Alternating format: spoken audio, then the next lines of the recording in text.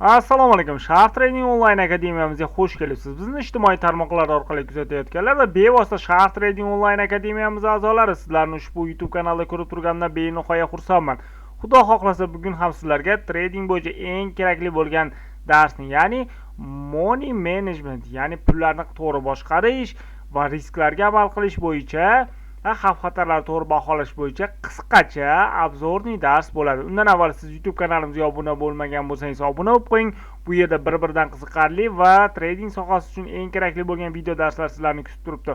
Xususan hech qayerda aytilmagan mualliflik huquqiga ega bo'lgan Sharq Tradingning sirli strategik darslari ham mana shu joyda jamlangan, ya'ni sizga bepul tarzda taqdim etib borilmoqda. Demak, tayyor bo'lsangiz biz boshlaymiz. Xo'p, ko'pchilikda savol tug'ilishi mumkin.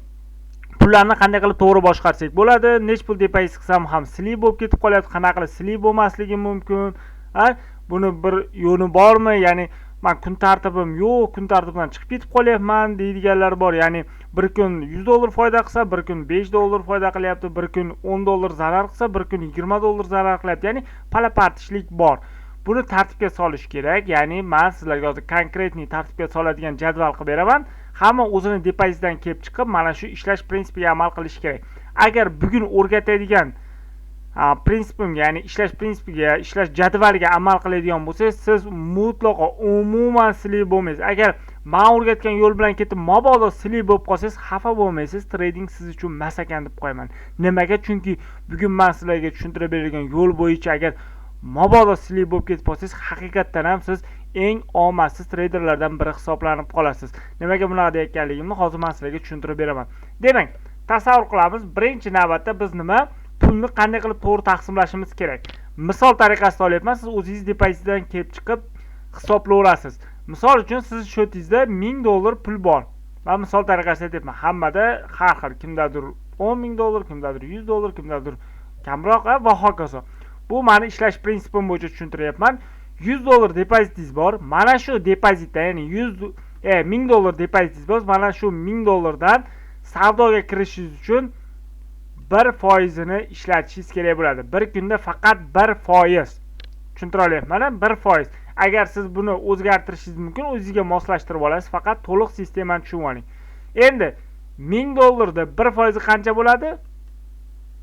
Bu $10 bo'ladi. Ya'ni siz kuniga $10lik savdo qilishingiz mumkin ekan. Endi ikkinchi qat'iy rioya qilishingiz kerak bo'lgan jihati bu bir kunda faqatgina ikkita сделка ochishingiz mumkin xolos. Boshqa ochmaysiz. 3-chi, 4-chi, 5-chi imkoniyatlar bo'lsa ham ochmaysiz. Endi savol tug'iladi. Sizda $10 сделка ochishingiz uchun summa ajratildi, ya'ni $1000 dan. Demak, $10 ni biz 2 ga bo'ladigan bo'lsak, biz $5 dan har bittasini сделкаga sarflashimiz kerak ekan. Sizda savol tug'iladi, aka, boshingiz joyidami? $5 bilan сделка ochib bo'lmaydi-ku. Kamida $10 bilan bozorga kiramiz-ku, kredit yerga katta bo'lsa ham deyishingiz mumkin. Lekin bizda RoboForex brokeri bor. Ya'ni RoboForex brokeri bizni $5 bilan ham bozorga olib chiqa oladi. Hattoki $1 bilan ham bozorga olib chiqishi mumkin. Bu ya'ni sentovoy shotlar, ya'ni sentovoy akkaunt ochasiz, sizni $5 bozorda $500 bo'lib ko'rinadi. Ya'ni brokerda $500 bo'lib ko'rinadi. Ya'ni 100 marta oshirib beradi. Ya'ni 500 sent qilib ko'rsatib beradi. Sizni bemalol bozorga olib chiqa oladi. Agar sizda $1000 dan ko'ra ko'proq depozit bo'ladigan bo'lsa, oddiygina Pro yoki SN shotlarda ham hisoblasangiz bo'laveradi, ya'ni ishlasangiz bo'laveradi. Demak, $5 pulingiz bor, $10 pul ajratdingiz, $5 dan ikkita сделка ochishingizga ruxsat bor va kamida ikkita maksimal tarzda ikkita, kamida bitta сделка ochadigan bo'lsangiz ham, biz tasavvur qilamiz, maksimal ikkita сделка ochyapsiz. Endi stop losslar qanday qo'yiladi? Stop losslarni qo'yayotgansiz, albatta, men unga har doim 30% qo'yasan, 40% qo'yasan degan joyi yo'q. Siz bozordan kelib chiqib qo'yasiz. Men qat'iy mamnuncha qo'yasan deya olmayman. Sababi nimaga?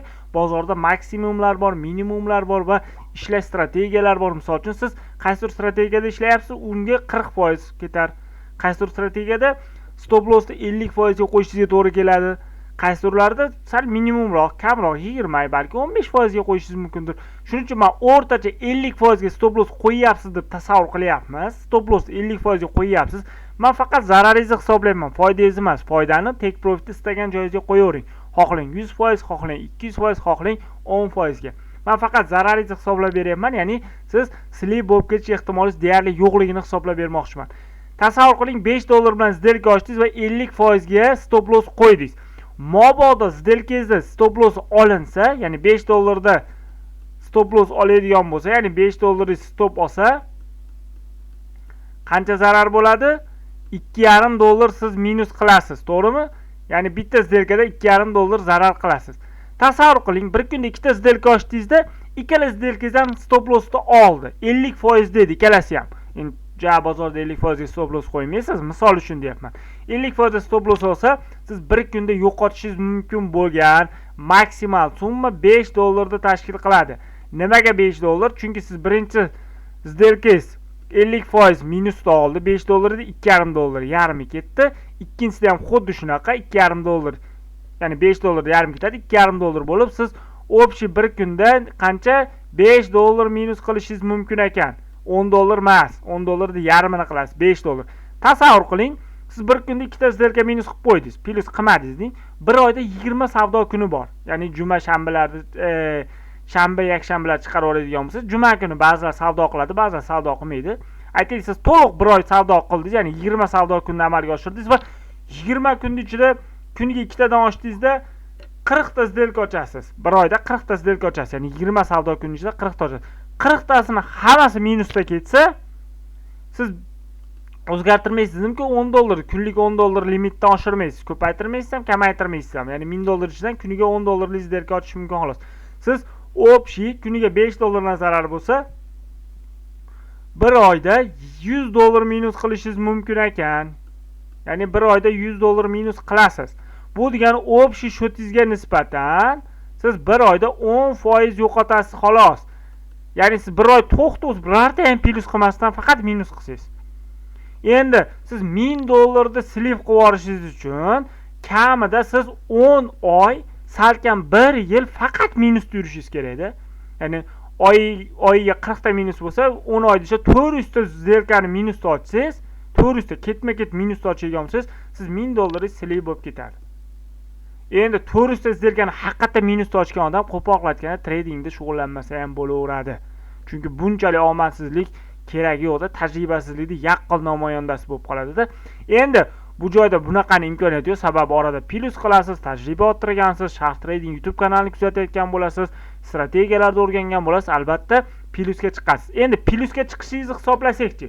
Xo'p, zararimizni hisoblab berdingiz. Jasurbek, davay bizni plusimizni ham hisoblab bering. Biz 10 oy minus qilsak, 1000 dollar slip qilib olar ekanmiz. Plusimizchi. Agar siz plusiz, endi men bilmayman, take profit qanchaga qo'yishingizni, o'rtacha qaranglar, birga birda olib ketaveraylik. Ya'ni 50% ga take profit qo'ysangiz, 50% minus bo'lsa, 50% plus bo'lsa, agar ikkala сделкаdan plus topilsa, siz kuniga 5 dollar plus qilishingiz mumkin. Bu bir oyda bunday chiroyli bo'lib, trader bo'lib shug'ullanadigan bo'lsangiz 100 dollar foyda qilasiz. Ya'ni общий summaga nisbatan men endi o'rtacha olyapman, 10% daromad tashqishingiz mumkin. Bu haqiqiy traderlarda nima desa bo'ladi? Haqiqiy ishlash rejimi. Xafa bo'lmanglar. Kimdir razgon qilib 1000 dollarni 10,000 qilib beraman, 5000 qilib beraman deyotgan bo'lsa, qanday qilib 5000 dollar qilgan bo'lsa, 5000 dollar ham xuddi shunaqa oson tarzda slip bo'lib ketib qoladi. Bir oyda 1000 dollar 1,5 qilyapsizmi, bir oyda hattoki slip qilib yuborishingiz mumkin. Agar siz razgon qilaman, boshqa narsa qilaman desangiz. Lekin siz plyusni sekinroq yo'qotmoqchimisiz? Qo'poqlatgani bozorda. Demak, foydani ham sekinroq topasiz. Qo'poqlatgani qancha sekin foyda topsangiz, plyus yo'qolish ehtimoli ham shunchalik kam bo'ladi. Shuning uchun ko'zingizni ochib oling, bu real bozor. Bir oyda 1000 dollardan 500 dollar topaman deyapsizmi, 50% pribol qilaman deyapsizmi, demak 50% minus qilishga ham tayyor bo'lishingiz kerak. Umuman slip bo'lishni xohlamasangiz, men o'rgatgan yo'l bilan keting. Xohlasangiz mana bu foizni 1%, kunlik foiz o'zgartiring. Aytaylik 10% qilsangiz, siz 10 oyda slip bo'lmaysizda, bir oyda slip bo'lib ketasiz. 10 marta daraja tezlashadi. Yoki foydaga chiqishingiz ham xuddi shunaqa. Achchiq haqiqat bu. Ya'ni siz oyiga 100 dollar topmaysizda, 1000 dollar topishingiz mumkin, lekin nima? Bir oy ichida yo ahli yo baxtli bo'lib qolasiz. Qo'poqlatgan. Agar bu ishlash prinsipi bo'yicha kommentariyada izoh qoldirmoqchisiz, bemalol izohingizni qoldiring. O'zingiz ishlash prinsiplaringizni do'stlaringizga ulashib qo'ying, video ostida yozib qoldirsangiz juda ham yaxshi bo'lardi. Kanalga obuna bo'lishni unutmang. 10 daqiqa ajratgan vaqtingizga rozi bo'lasiz. Achchiq haqiqatlar Sharq Tradingdan shaxsan Jasurbek tilidan eshitdingiz. Sog' bo'lasiz, salomat bo'ling.